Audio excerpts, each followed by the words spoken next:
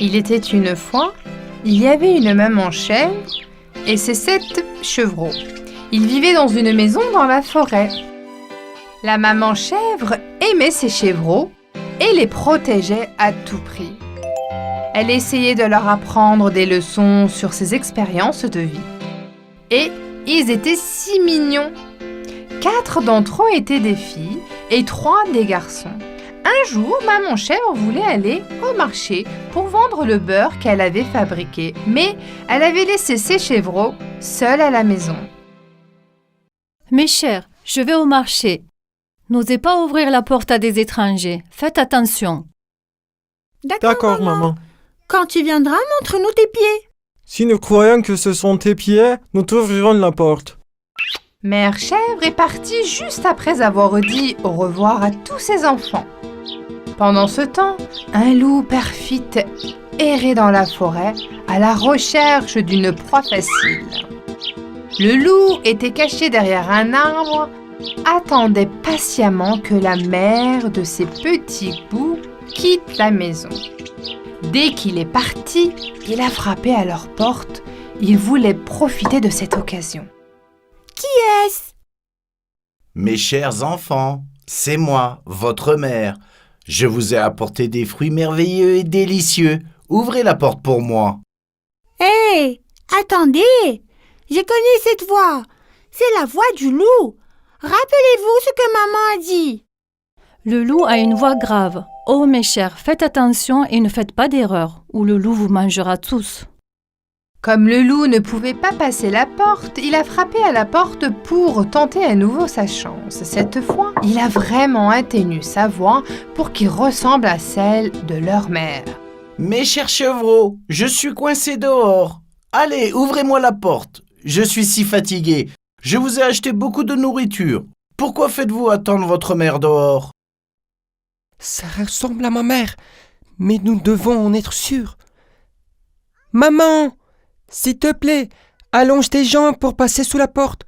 Tu te souviens de ce qu'on a dit? Montre-nous nos petits pieds. Alors le loup étendit ses pieds. Bien sûr, après avoir vu les pieds sombres, les chèvres comprirent que c'était le loup. Bâton, Va-t'en, tu n'es pas notre mère. blanc que la neige. Nous n'ouvrirons pas la porte. Nous n'ouvrirons pas la porte. Le loup devint furieux.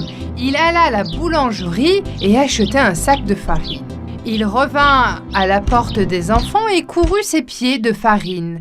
Ça devrait marcher maintenant. Je vais attraper les chevreaux. Vous, chevreaux, vous ne pouvez pas m'échapper. Mais le loup avait oublié une chose. Les petites chèvres étaient très intelligentes. Terrifiées par le loup qui rôdait constamment devant leur porte, elles ont imaginé un plan. Mes frères et sœurs, j'ai un pressentiment. Je pense que ce loup ne va pas se laisser faire facilement et qu'il va essayer de nous tromper. Si ce loup rusé vient encore à notre porte, même si nous voyons des pattes blanches, nous regarderons sous la porte. Si c'est bien notre mère, nous reconnaîtrons son odeur, même derrière la porte. Les chevreaux se rassemblèrent et se murmurèrent le plan les uns aux autres. Ils avaient tous une tâche différente. Avec joie, le loup frappa à nouveau à la porte, les pieds blancs comme neige et couverts de farine. Cette fois, il était tellement sûr de pouvoir tromper les chevreaux. Les enfants, venez, je suis votre mère. Regardez ce que je vous ai acheté. Si vous ouvrez la porte, j'ai un cadeau pour vous tous. Voici mes pieds blancs comme neige. Regardez sous la porte. Vous avez vu mes pieds blancs comme neige? Quand les chevrons ont regardé attentivement les pieds, ils ont réalisé qu'ils étaient bien trop grands pour être ceux de leur mère. Oui, ils sont blancs, mais ils sont énormes. Les enfants, c'est encore le loup, pas notre mère. Allez, exécutons notre plan. D'accord, maman, je vais ouvrir la porte tout de suite. Comme prévu, chacun se cacha dans un endroit différent. L'un d'entre eux s'est caché sous la couverture, un sous le lit, un dans un placard, un dans le four et un autre derrière les rideaux. Et et les uns d'entre eux est allé sur le toit. Sa tâche était là-haut. Leur plan se mettait parfaitement en place. Enfin, la petite chèvre qui savait que le moment était venu tira lentement sur la ficelle qu'elle avait attachée à la porte intérieure de la vieille grosse horloge du salon où elle était cachée et la porte s'ouvrit. La porte est ouverte, maman. Tu peux entrer maintenant. Le loup qui entra dans la maison fut choqué de la trouver vide. Il ne pouvait voir aucun chevreau nulle part. Soudain, il remarqua que quelque chose bougeait sous la couverture. Le loup s'y dirigea lentement en tentant les mains. Il a soulevé la couverture. Je t'ai eu, petit. Pensais-tu pouvoir me tromper? Personne ne peut m'échapper. La grande sœur était celle qui trouvait sous la couverture. Dans sa main se trouvait une bouteille de poivre rouge épicé. Elle a tout jeté au visage du loup. Et le chevreau sous le lit a versé la bouteille de l'huile sur le pied de loup. Il avait de l'huile partout. Le visage, la bouche, le nez, les yeux du loup étaient brûlants. Il ne pouvait pas se tenir debout sur le sol glissant et il est tombé à plat sur le sol. Tout couvert d'huile, le loup roulait sans cesse vers la porte en essayant de s'échapper. Au secours! Au secours! Je brûle! Je brûle! Il n'y a personne pour m'aider? Mes yeux brûlent! Je ne vois plus rien! Le petit, caché dans la vieille horloge, a sorti sa tête et d'une voix rauque. Attrapez ce loup perfide et punissez-le. Il devrait savoir ce que cela signifie d'essayer de nous tromper. En tentant cela, tous les autres se mirent à lancer les tomates qu'il avait stockées dans le salon depuis le congélateur. Et aussi les billes avec lesquelles il jouait vers le loup qui ne pouvait pas courir sur le sol glissant.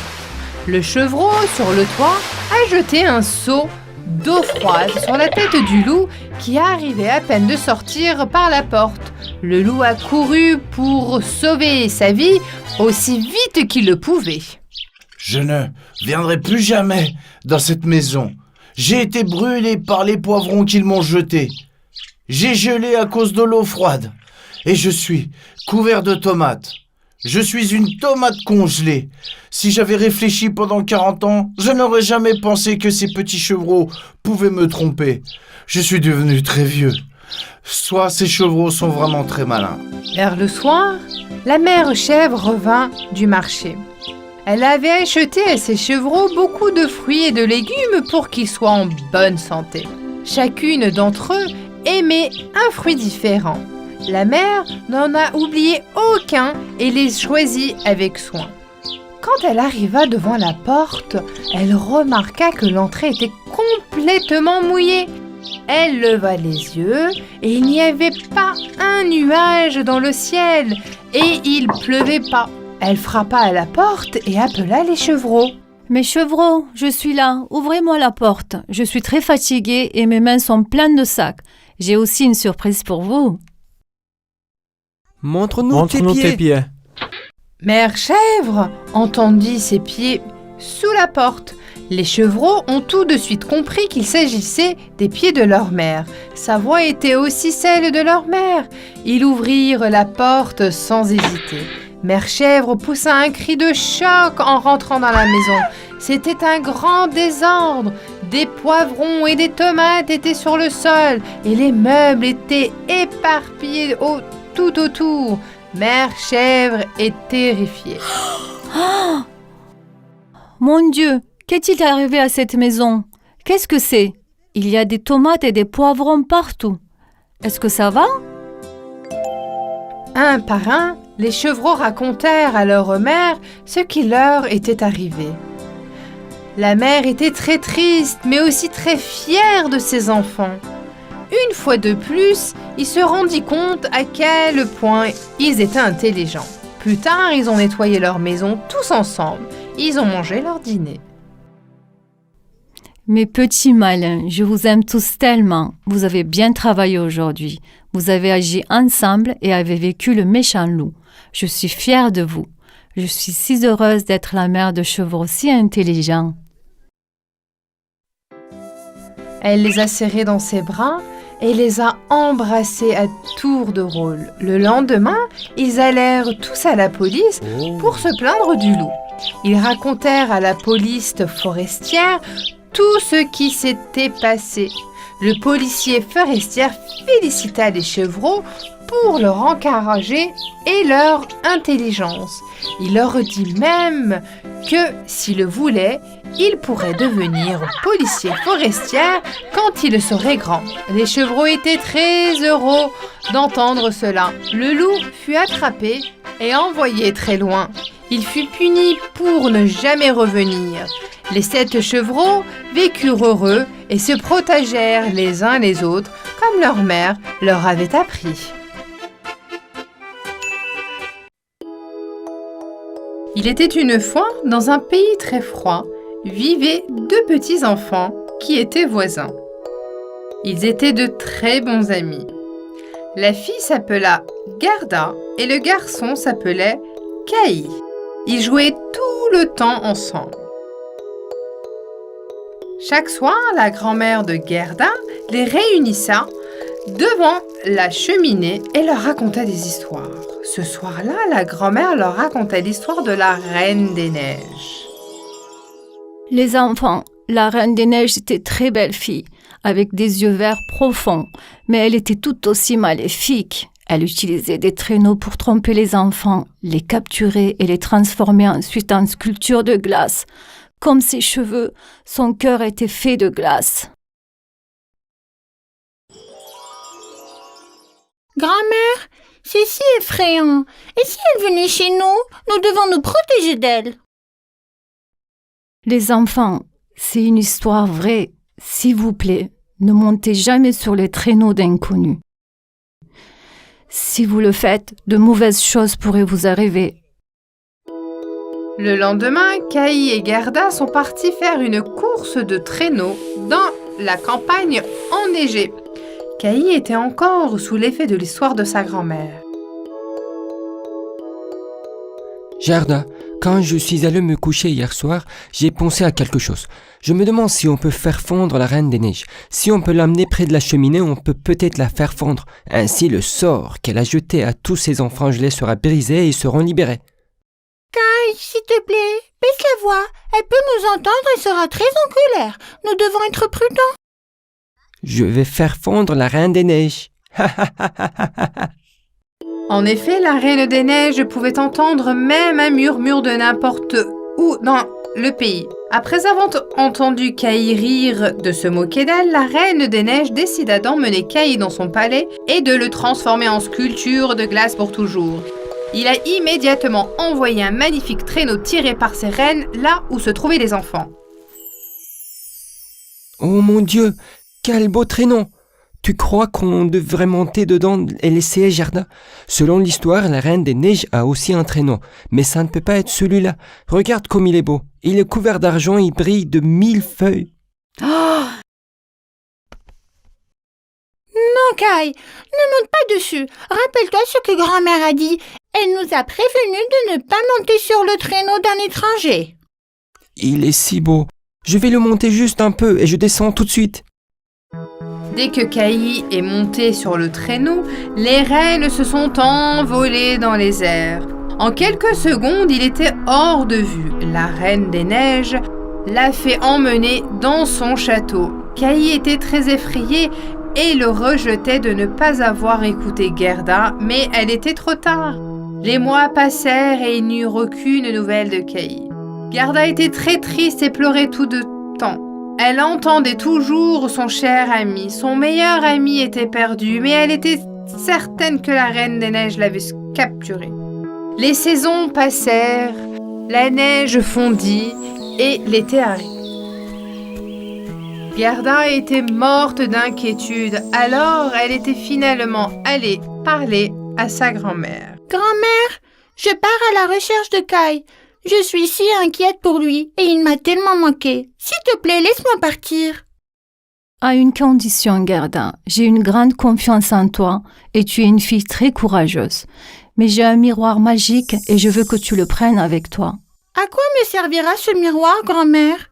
Quand tu seras face à face avec la Reine des Neiges, fais-lui regarder ce miroir. Alors seulement tu verras son utilité. Gerda mit le miroir dans son sac et partit. En traversant la forêt, elle tomba sur une petite maison. Elle frappa à la porte car elle était fatiguée et voulait se reposer un peu. Une gentille vieille dame lui ouvrit la porte. En faisant, c'était une sorcière qui jetait toujours de bons sorts. Entre, ma belle, nous t'attendions. Je sais pourquoi tu es ici et je vais t'aider. Tu cherches ton meilleur ami Kai? Mon chat Coton te dira où il est. Vraiment? Merci beaucoup. Gerda a immédiatement allé près du coton qui était couché sur un oreille près de la cheminée. Cher Coton, comment puis-je trouver mon ami Kai? Il y a une petite fille dans le chalet au bout de la forêt. Elle m'a dit de t'envoyer dès ton arrivée. Elle sait où se trouve votre ami. Gerda les a remerciés et est partie. Elle marcha et marcha encore, et lorsqu'elle atteignit le chalet au bout de la forêt, la nuit était toujours. Une petite fille la rencontrèrent avant qu'elle n'arrive et frappa à la porte. Bienvenue, Gerda. Je vous attendais. S'il te plaît, assieds-toi près du feu et prends quelque chose à manger. Je suis vraiment fatiguée et j'ai faim. Merci beaucoup. Après avoir mangé, repose-toi un peu. Demain, je t'enverrai au palais de la Reine des Neiges. Ne t'inquiète pas. Le lendemain, ils allèrent dans la grange à l'arrière où il y avait 2 beaux rennes. La petite fille pouvait parler aux rennes. Elle leur murmura à l'oreille d'emmener Gerda au palais de la Reine des Neiges. Tout de suite, ils ont préparé un beau traîneau. Je ne sais pas comment te remercier de m'avoir aidé. Fais un bon voyage, n'aie pas peur. Mes reines vont t'emmener au palais et tu trouveras ton ami Kai. Prends ça avec toi. Gerda se mit en route avec la reine tirant le traîneau. Ils voyagèrent pendant plusieurs jours. Tout était recouvert de neige blanche. Heureusement, la petite fille avait donné à Gerda un manteau épais, un chapeau et une couverture chaude. Je suis enveloppée d'une couverture chaude pendant le voyage en traîneau. Je serais tellement heureuse si je pouvais faire ça avec Kai. J'espère que nous pourrons le faire sur le chemin du retour.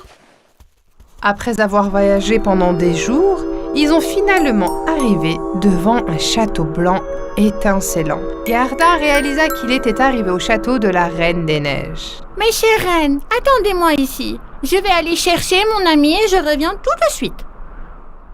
Elle entra directement dans le château. Tout était fait de glace et était couvert de stalactites de glace. Elle se promena dans le château, mais il n'y avait absolument personne. Kai! Kai! Où es-tu? Kai! Je ne te trouve pas!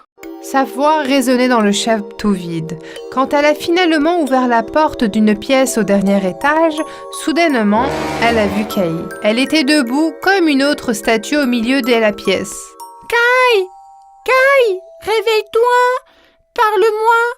Tu m'as tellement manqué, mon cher ami! Je t'ai enfin retrouvé! Elle pleurait et se frottait partout pour essayer de faire fondre la glace.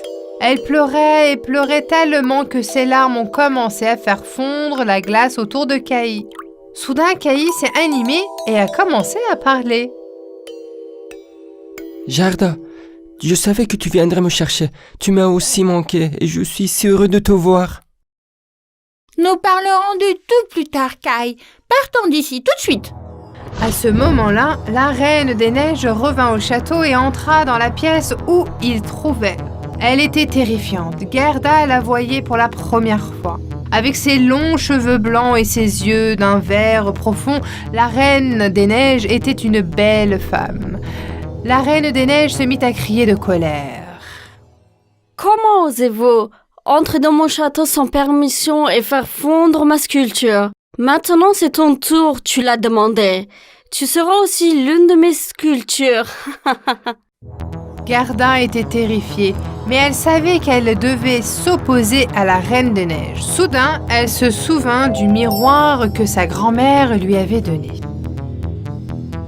Je n'ai jamais vu quelqu'un d'aussi beau que toi. Mais malheureusement, ton cœur n'est pas aussi beau. Je suis désolée pour toi. Tu peux me transformer en sculpture de glace si tu veux, mais ma grand-mère t'a envoyé un miroir. Peux-tu le regarder une fois? Donne-moi ce miroir. Pourquoi m'a-t-elle envoyé ça? La Reine des Neiges prit le miroir dans ses mains et fut choquée, car le reflet dans le miroir la représentait enfant. Elle était d'une joie petite fille avec ses longs cheveux blonds et des yeux d'un vert profond. Oh mon Dieu, qu'est-ce qui se passe? À ce moment-là, un nuage de poussière entourait la reine. De plus en plus petite, elle se transforma en une petite fille magnifique.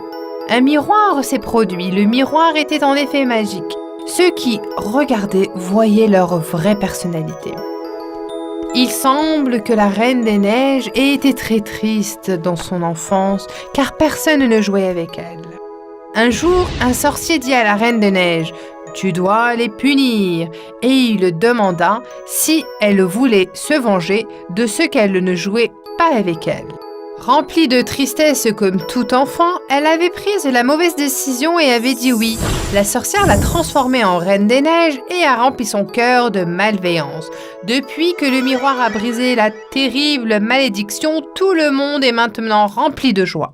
Merci beaucoup, je suis sauvée maintenant. Mon cœur est à nouveau rempli de bonté.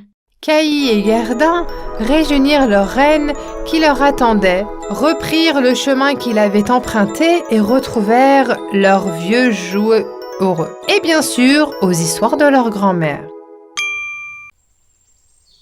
Il était une fois une pauvre femme veuve qui vivait dans un village. Cette femme avait un fils qui s'appelait Jacques.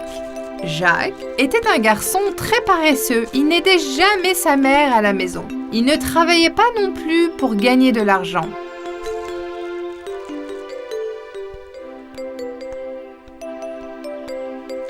Même si c'était un garçon très intelligent, il était inutile. Jake, réveille-toi. Tu dois aller au marché et vendre les dernières vaches qui nous restent. Comme Jacques n'avait jamais travaillé, le seul moyen de subsistance était de vendre toutes les vaches qu'il possédait après le décès de son père. Je suis désolé, Fiolet, mais nous devons te vendre. Il ne nous reste plus rien à manger.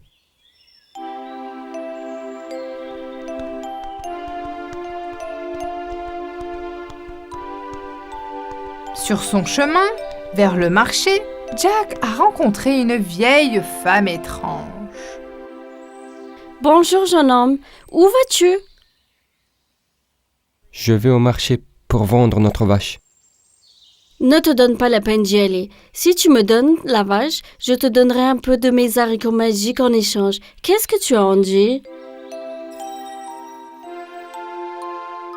Jacques n'a pas aimé cette offre, mais la femme a insisté. Regarde, ce sont des haricots magiques. Ils te rendront riche. Tu es sûr que tu ne les veux pas? Quoi? Tu as dit riche? Ok, je les prends. Jacques donna la vache à la vieille femme. Il prit les haricots et rentra chez lui. Maman, regarde, j'ai vendu la vache et maintenant nous avons des haricots magiques. Je n'ai même pas eu besoin d'aller au marché. Sa pauvre mère faillit s'évanouir car elle n'arrivait pas à croire ce qu'elle entendait. Quoi? Comment peux-tu faire ça, Jake? Je t'ai demandé qu'une chose, mais tu n'as même pas pu le faire. Dans ta chambre, maintenant.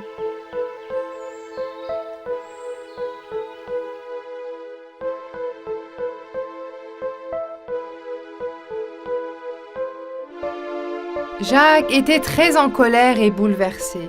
Il a jeté les haricots qui le tenaient dans ses mains dans le jardin. Jacques s'est rendu compte qu'il avait été trompé. Il était triste et affamé. Il ne pouvait même pas dormir. Il regrettait de ne pas pouvoir faire ce que sa mère lui avait dit de faire.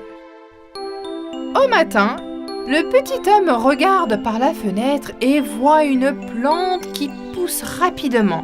C'était une tige de haricots géante qui s'élevait vers le ciel. Oh, qu'est-ce que c'est? C'est un haricot magique. Je suppose que la vieille femme disait la vérité. Les haricots étaient magiques.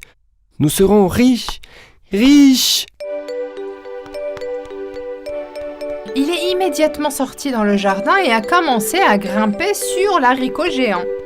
Il n'arrivait pas de monter et de monter. On aurait dit que la plante n'avait pas de fin. La tige de haricot atteignit les nuages. Parmi les nuages, il y avait une énorme maison en face de lui. Tout était si grand que même l'herbe autour de la maison ressemblait à un arbre à côté de Jacques. Jacques frappa à la porte de la maison géante. Une femme géante lui ouvrit la porte. J'ai très faim et je suis fatigué. Pouvez-vous me donner quelque chose à manger? La femme géante eut beaucoup de peine pour le petit garçon. Entre, mais tu dois manger et partir avant que mon mari n'arrive. Il déteste les enfants et il peut te faire du mal. Jacques s'est immédiatement assis à la table. Quand il a commencé à manger, il a soudainement entendu une voix forte et effrayante. Fi, fa, fo, foum. Ça sent comme les enfants ici. Cette odeur me fait perdre l'appétit. Je n'aime pas ça. Où est-il? Le mari de la femme géante était un géant à allure horrible. Le sol tremblait quand il marchait. Vite, cache-toi dans le four, il ne doit pas te voir. Effrayé, Jacques se cacha tout de suite dans le four. Quand le géant ne trouva pas Jacques, il s'assit à table pour manger son dîner. Une fois qu'il eut terminé, il alla dans sa chambre pour faire une sieste. Il n'arrêtait pas de dormir. Je compte et je n'ai toujours pas fini. Jacques se rendit compte que le géant était parti. Alors il était sur le point de partir. Il remarquait une pochette pleine d'or sur la table. C'est donc ce qu'il voulait dire quand il répétait je compte et je ne peux pas finir. Jacques jeta la poche, qui ressemblait plus à un sac à compter de lui, et glissa le long du haricot magique. Maman, regarde tout l'or que je t'ai apporté. Nous ne sommes plus pauvres. Fils, où as-tu trouvé ça? J'espère que tu n'as rien fait de mal. Jacques a convaincu sa mère et elle était soulagée. Après un certain temps, Jacques ne pouvait s'empêcher de penser à la maison au sommet de la tige de haricot. Je me demande ce qui se passerait si je remontais là-haut. J'ai aussi de l'expérience maintenant. Un jour, il ne put résister et grimpa à nouveau sur l'haricot magique. Il se rendit à la maison du géant. La femme du géant était une femme très gentille et elle le entra à nouveau. Peu de temps après, le géant rentra chez lui. Dès que Jacques entendit ses pas, il se cacha dans le four. Le géant entra dans la maison joyeusement, mais son humeur changea soudainement. Il se mit en colère et grogna. Fi, fa, fo, foum. Je sens encore des enfants ici. Tu sais que je les déteste.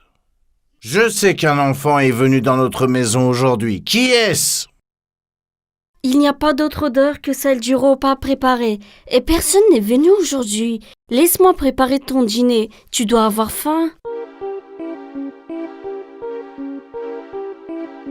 Le géant mangea jusqu'à qu'il soit complètement rassis. Avant d'aller dans sa chambre, il demanda à sa femme de lui apporter sa poule aux œufs d'or. Sa femme la posa sur la table. Je te commande un œuf d'or, un œuf d'or. La poule ponda un œuf d'or à chaque fois et le géant les metta dans un panier. Dès que le géant se rendit dans sa chambre, Jacques, qui avait tout vu à travers les trous du four, attrapa la poule et glissa le long du haricot magique pour rentrer chez lui.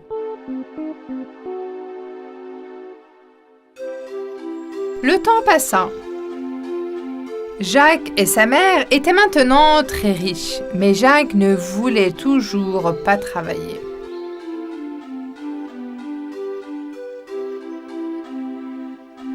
Il n'arrêtait pas de penser à l'endroit où vivait le géant. Il était intéressé par l'or. Je vais y aller encore une fois, mais cette fois je dois être plus prudent. Il grimpa le long du haricot et entra dans sa maison sans que la femme du géant ne le remarque. Il se cache à nouveau dans le four, mais dès que le géant entra dans la maison... Fi, fi, fo, foum. D'où vient cette odeur d'enfant? Je déteste cette odeur. La femme du géant, qui n'avait pas vu Jacques, entre, dit au géant: Tu cries comme ça à chaque fois que tu penses sentir un enfant? Tu peux chercher partout, tu verras qu'il n'y a personne d'autre que nous dans la maison.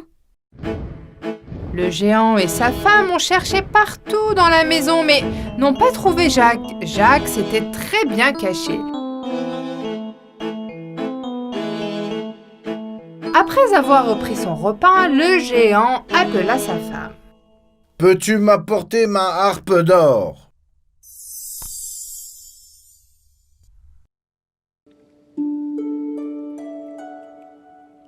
La harpe qui était sur la table se mit à jouer. Une si belle musique que le géant, qui était complètement rassasié, s'endormit profondément. Jacques vit le géant s'endormir, saisit la harpe et commença à courir. Mais la harpe magique se mit à crier. « Au secours! Au secours! On m'enlève !» Le géant entendit les cris de la harpe et se réveilla immédiatement. Il a couru après Jacques. Le poursuivant, Jacques avait vraiment peur. « C'est donc toi qui m'as volé mon or et mon poulet. Je vais t'attraper et t'emprisonner à vie. » Jacques courut aussi vite qu'il le pouvait, sauta et glissa le long du haricot, tout en se tenant à la harpe. Le géant, qui ne pouvait pas glisser à cause de son énorme corps, était extrêmement en colère. Dès que Jacques a glissé et atteignit son jardin, il a coupé le haricot magique qui, avec le géant, s'est envolé très loin. Jacques était donc maintenant libéré du géant. Il s'est interrogé sur l'endroit où vivait le géant, mais il n'allait plus jamais pouvoir y retrouver. Jacques a sauvé sa vie de justesse. Il courut directement chez sa mère. Mère, ce que j'ai fait n'est pas bien. Tu m'avais prévenu, mais je ne t'ai pas écouté. Dorénavant, je ne prendrai jamais les affaires de quelqu'un sans lui demander d'abord. J'ai appris ma leçon. Plus de paresse. Je vais trouver un travail et travailler pour pouvoir prendre soin de toi. Oh, mon cher fils intelligent, je suis si heureuse. Après la décision de Jacques, la poule pondeuse d'œufs d'or commença à pondre des œufs normaux. Jacques apprit à jouer de la harpe magique car elle ne jouait plus toute seule. À partir de ce jour, Jacques et sa mère ont vécu une vie heureuse et paisible.